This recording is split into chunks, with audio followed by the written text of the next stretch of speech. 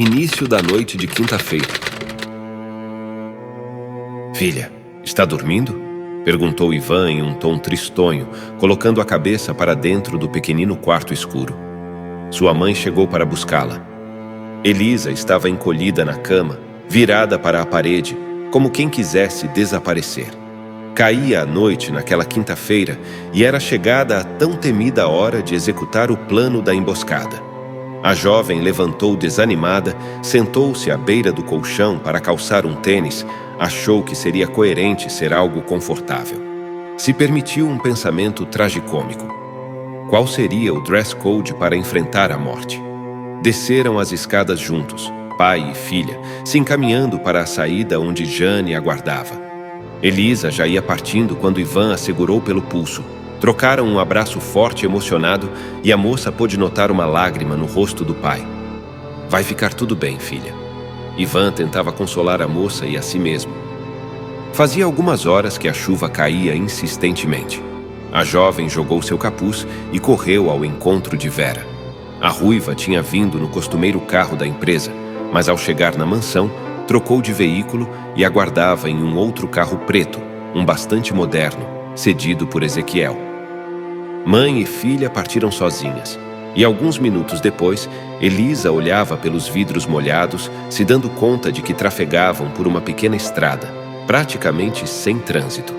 Apesar da noite, dava para ver que era um belo caminho, com um aspecto bastante bucólico. Um tipo de árvore frondosa se repetia muitas vezes na paisagem e Elisa se perguntava qual seria a espécie.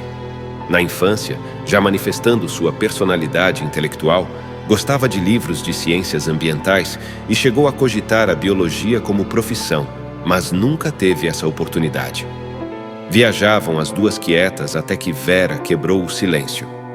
Só para constar, Ezequiel seguiu os planos e partiu cedo com sua equipe. A mãe misteriosa interrompeu os devaneios da filha num tom burocrático. Elisa apenas consentiu e depois a questionou. Por que estamos indo tão cedo? Perguntou a filha. Não é tão cedo assim. Dá mais de 1 hora até lá. E aquele verme não definiu o horário de chegada, explicou Vera. Não sei se ele enxerga alguma vantagem em ser assim. Se é que pensou nisso, é difícil entender a sua mente lunática. Pelo menos teremos tempo de estudar o local se chegarmos muito antes dele. Mas e se o seu senhor não estiver pronto ainda? Elisa demonstrava seu desconforto. Ele vai estar. Vera respondia com frieza. Mas e se algo der errado, existe algum plano B? A filha insistia, escalando o nervosismo. Não vamos precisar de plano B. Nunca vi meu senhor falhar. Tudo que ele quer, ele consegue. A soturna era curta e grossa mais uma vez. Assim como ele conseguiu você, não é? Disse Elisa, irritada com a indiferença da mãe. O mal-estar se instalou, mas Vera não quis alimentar mais a discussão e preferiu amenizar a situação. Olha, eu já te falei, meu senhor é poderoso ao ponto de ter muitos outros da sua espécie disponíveis para atender suas demandas. Com certeza, uma equipe da mais alta capacidade foi escalada para dar cabo daquele estorvo. Puxei na memória e me dei conta de que só vi Barnabás sujar as próprias mãos uma única vez. Ou seja, você verá, antes que este louco maldito possa pensar em tocar em você, a situação estará resolvida. Quando foi? Perguntou Elisa. Quando foi o quê? Devolveu Vera. Que ele sujou as próprias mãos. Você disse que puxou na memória. Completou Elisa. Ah, quando fui raptada? Não. Quer dizer, Vera tropeçava em suas falas. Ah, não sei bem. Estou confusa. Não quero falar disso. Ah, então ele te forçou. Eu já imaginava. Bem como posso imaginar que o que te fez escolher ficar com ele e abandonar sua família foi o tal laço de servidão. Como funciona isso? Você é tipo um brinquedinho dele, né? Elisa afrontava a mãe com deboche. Pare agora mesmo! Vera gritou com a sua filha, que a devolveu um olhar assustado. Após se recompor, seguiu em silêncio por alguns instantes, bufando nervosa, olhando fixamente para a frente. Passada a raiva, cedeu. É algo tão diabólico que gostaria de sentir ódio, mas não consigo, pelo contrário. Tenho amor e devoção que quase me impedem de tocar no assunto ou de mal dizê-lo, explicou Vera. Porém, sei que é algo que não desejo nem ao meu pior inimigo, quanto mais para minha filha. Você está me importunando, sendo cruel. O que é passado, é passado. Entendo que sinta raiva de mim. Aliás, nunca me iludi que devolveria o meu amor. Não estou aqui esperando reciprocidade, mas sim para salvar sua pele e fazer meu papel, como sempre fiz. Então exijo respeito. Amor, quanta hipocrisia! Elisa deixava sua amargura transparecer, mas não quis mais se aprofundar no passado sombrio da mãe e preferiu mudar para um assunto de seu real interesse. Você acha mesmo que Benjamin vai estar lá? Perguntou a filha. Ei, falando nisso, você me obedeceu e não tem ligado o celular nem para falar com esse seu amigo, não é? Isso é importante, Elisa. Um aparelho pode ser rastreado e agora ele está do lado do inimigo. George não possui muitos recursos em mãos, mas não podemos subestimar aquela criatura ardilosa. Foi surpreendida com uma bronca de Vera, que se esquivava de sua pergunta. Não me respondeu, Elisa insistia. Não sei que fim ele pode ter tomado, mas se ele seguiu o protocolo, deve ter se juntado à namorada e seu grupo. E se eu estiver certa, este grupo estará dando suporte para George, como havia dito. Então, você pode tirar suas conclusões. Sugiro não se apegar a sentimentalismos, você precisa focar na sua sobrevivência. Se ele estiver lá, a responsabilidade é dele, não sua. Se concentre no plano. Após a emboscada, você deve seguir imediatamente com Ezequiel, encontrar seu pai e se esconderem no convento. O resto eu me viro. Vera respondia indiferente.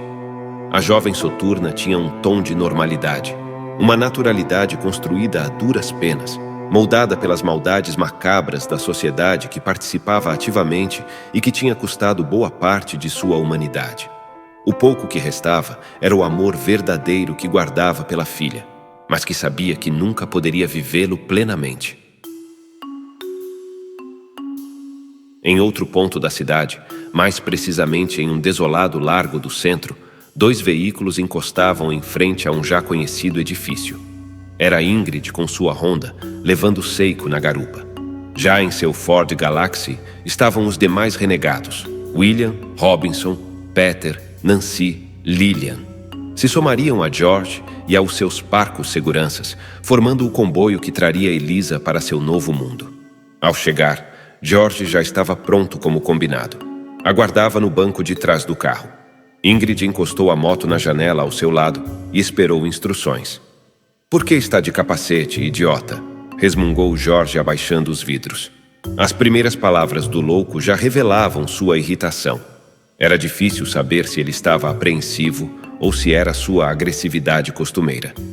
Enfim, bom que não fez nenhuma idiotice e cumpriu o acordo.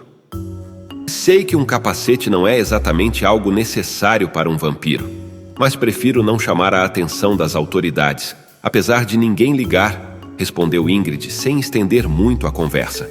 E claro que eu não iria furar. Também quero acabar logo com isso, disse, reforçando sua fidelidade tão fundamental para manter o louco sob controle. Ingrid gostaria de fazer 1000 perguntas para se assegurar de que nada daria errado, ou que haveria pelo menos uma rota de fuga, mas sabia que não iria adiantar manifestar insegurança. Primeiro, porque a típica reatividade de George não o permitiria se abrir.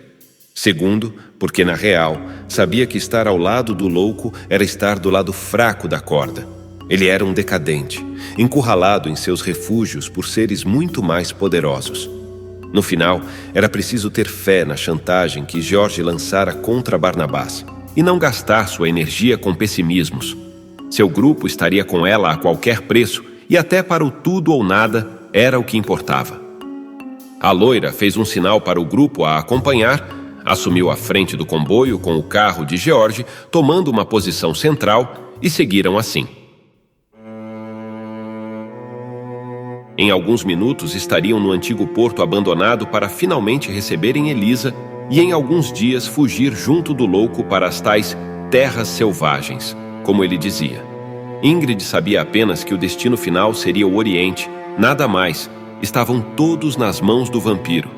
Para poupar desgaste, Ela ainda não tinha tocado no assunto da mudança com ninguém, nem mesmo com Seiko, muito menos com Benjamin. Ela só conseguia pensar no alarmismo apocalíptico que George tinha plantado em sua mente, e desde então tentava se convencer de que começar uma nova vida em um novo mundo seria a melhor saída para sua sobrevivência.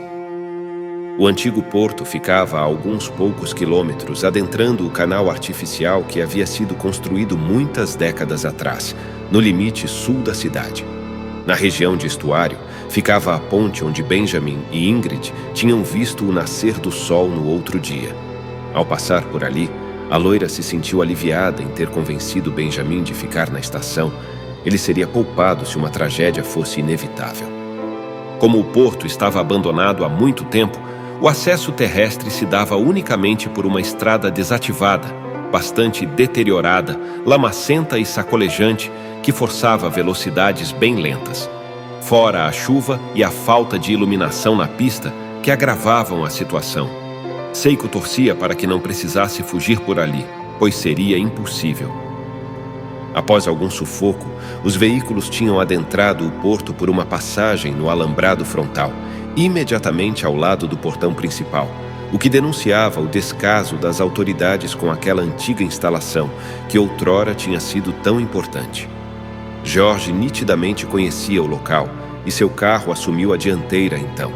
Ele pediu para que desligassem os faróis e andaram em velocidade baixa por quase 1 quilômetro até se aproximar do canal e avistar as docas. Estacione na 3. Ali, idiota! A doca número 3, encoste ali!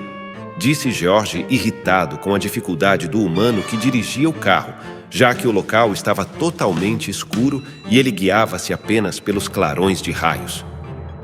Todos desceram apreensivos de seus veículos, de revólveres e pistolas em punho, varriam todo o perímetro. A chuva caía insistente, relâmpagos cortavam os céus furiosamente. Os seguranças do louco ligaram lanternas para conseguirem se guiar melhor e abriram um guarda-chuva para seu amo se abrigar.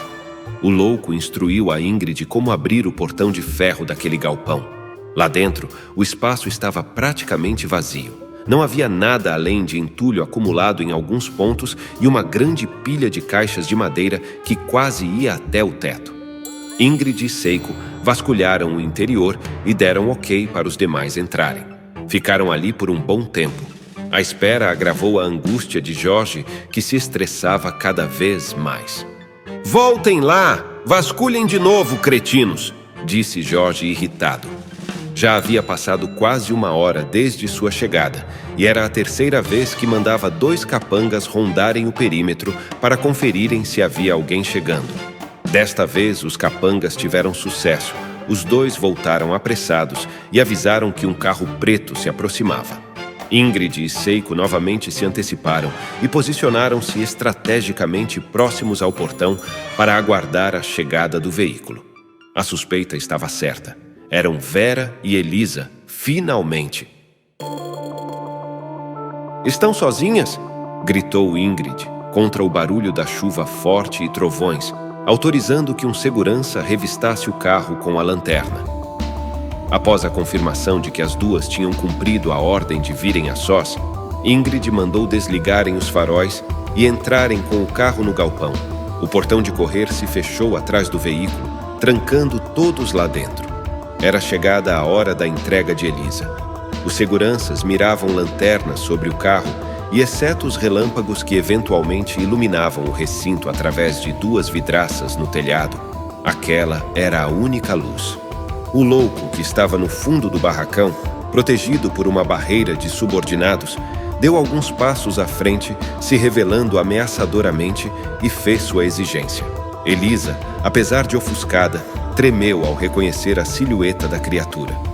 "Vera Lazar, ordeno que a jovem Elisa desça do carro e caminhe até a mim. Você deve dar meia volta e partir imediatamente, sem tentar nenhuma gracinha", gritou o louco. Elisa sentia todo o seu corpo estremecer de temor. Não imaginava que iria transcorrer tudo tão rápido e que seu algoz já estaria a aguardando. Olhou para sua soturna mãe, que encarava raivosamente aquele ser, segurando tão firmemente o volante que parecia que iria quebrá-lo a qualquer momento. O desespero tomava conta da moça. Viu? Eu te falei que era cedo demais, Céus. E agora? A filha rangia os dentes. Ainda não! Eu quero que me garanta que ela será bem tratada. Vera abaixou o vidro e gritou de volta, com uma fala hesitante. O que ela está fazendo? Cochichou seco a Ingrid. Ganhando tempo, respondeu a loira baixinho.